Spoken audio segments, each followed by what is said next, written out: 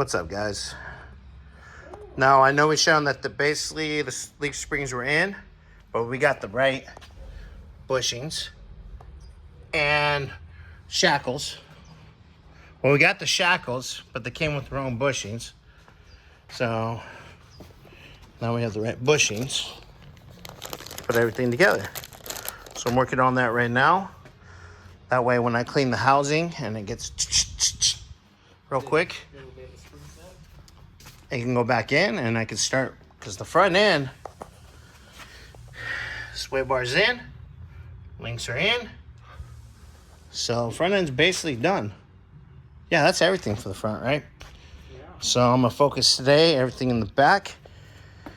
Third members might be coming today. Third member's in that box over there.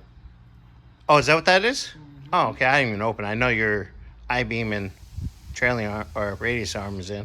Yep. So that's cool. So yeah, that's what I'm focused on today.